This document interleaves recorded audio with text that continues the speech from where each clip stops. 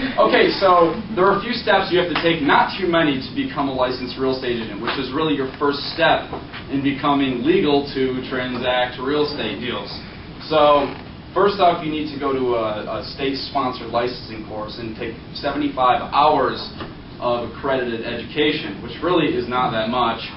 If you wanted to get this done, you could go to the New York Real Estate Institute and wrap the whole thing up in about 2 weeks. So you take about 75 hours of classes. It'd be about 18 to 20 different classes, about 3.5 hours each. And then you would come and you would take the school test, the school exam. And basically the school exam, you would take that to better prepare yourself for taking the state examination. So if you can pass the school exam, typically you should be able to pass the state exam, which is the case with most people. So you take the 75-hour course, you take the school exam, and then you take the state exam, which you should now have passed the school exam in most places, and then you're a licensed real estate agent, and you just wait a couple weeks till you get your license. And then at this point, there's still one thing you have to do. You have to find a brokerage to work with you before you're actually an agent. So you have to get a broker to sponsor you. So how do you do this? You can go on Craigslist. You're going to find like 50 different brokers all advertising. We need agents, make $200,000 a year, free training, whatever. And you really got to think about which one you're going to go with, because you can waste a lot of time with a broker that's just clowning around and are not really going to give you any of the tools you need to succeed. Now, typically, if you start out as a rental agent in New York, you can make about 50% of every deal you do. With most deals, if you're not doing a fee, most deals, if the apartment costs $2,000, the commission would be $2,000 for that apartment, which you would split with your broker. So if you found somebody for a $2,000 apartment, you should expect to go home with $1,000 in your pocket. So it's pretty much for residential real estate, it's entirely commission-based, which can be great and it can be really bad for some people.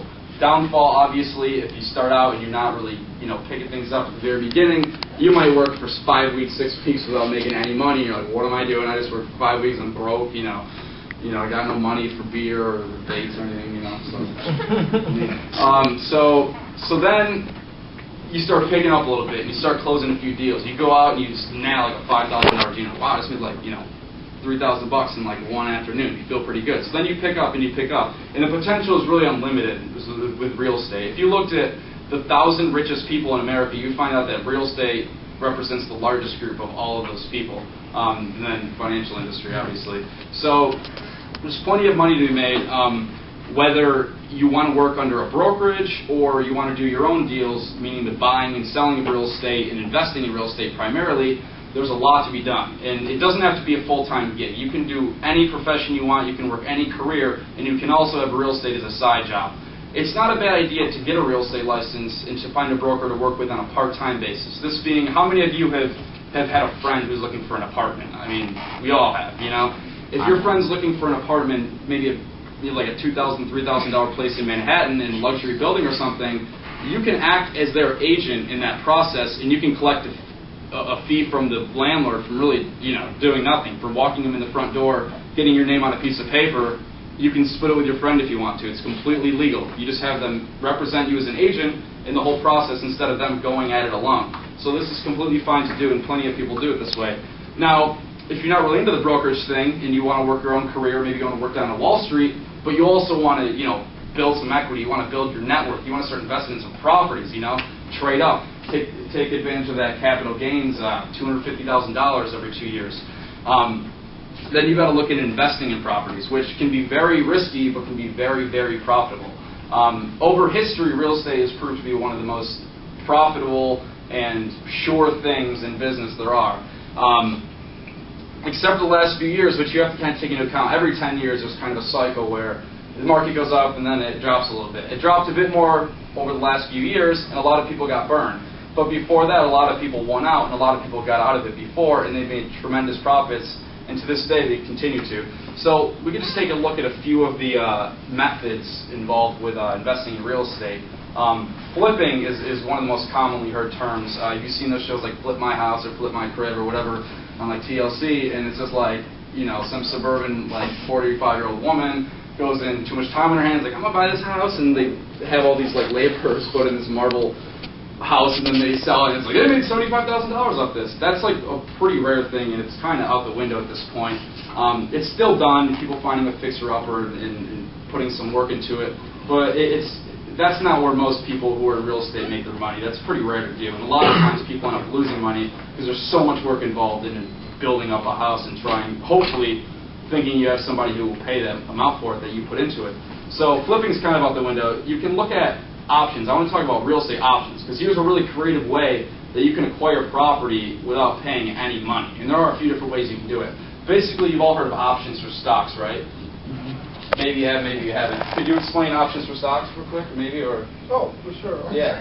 I just want to compare it to real estate. Think of it like, well, I was going to describe a contract on a house, as like an option. You're buying a coupon. Yeah. Oh, no wonder. Anyway, you're buying a contract. It's like imagine a coupon that you go to the store and you want to buy a loaf of bread for. It's normally $2 a loaf, but you got a coupon that lets you buy it for $1.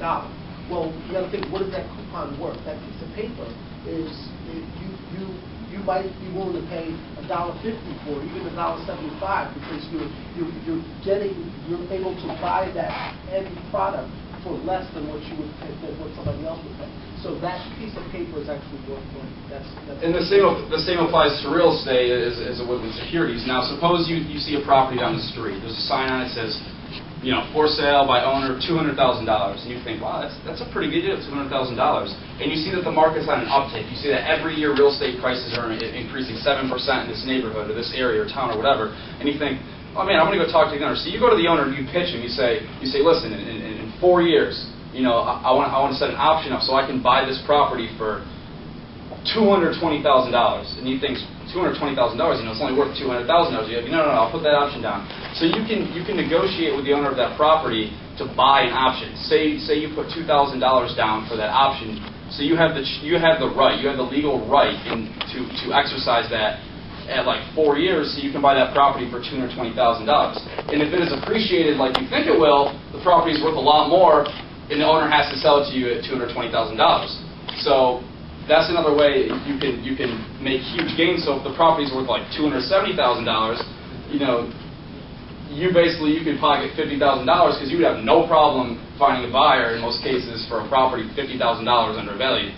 So that's a way you can quickly make a deal. Another way is double closings, which is essentially you find a property you think is a good deal, undervalued. Owner just wants to split and go to Florida. He's got to dump this property.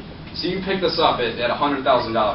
You find someone else simultaneously during this period before it's closed, which could take a couple months, and you find somebody who wants to get this property, and they're like, yeah, I'll pay $120,000 for it, whatever.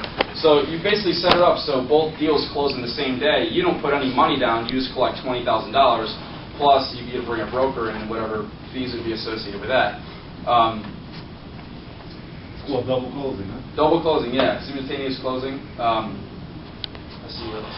Oh, yeah, I just wanted to reiterate about the capital gains advantage you can have. Every 2 years, if this is your primary residence, if you live in that residence, suppose you have a 3-family apartment. You live in one apartment and the other 2 you rent out for, say, $2,000 a month in Brooklyn or something.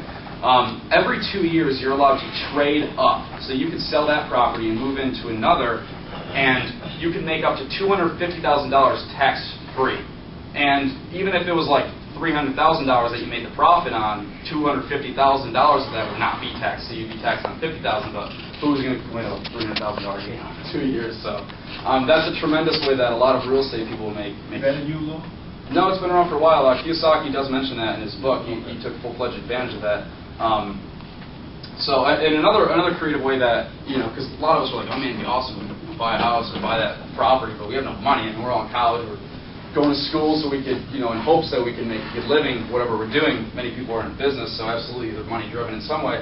So there's another thing called seller financing. So if somebody really wants to sell property and they're really desperate, this is the kind of deals you want to go for. Is somebody who's really desperate, wants to get rid of their property, you're like, sweet, so you can negotiate with the seller of a property to basically act as the mortgage lender. So essentially, you would just be paying them, a monthly interest, or maybe you'd be paying them principal plus interest, or just principal, however you work it out with them. And this would be in hopes that down the line you'd be able to find an investor who would want to purchase that property for more than you're paying the owner.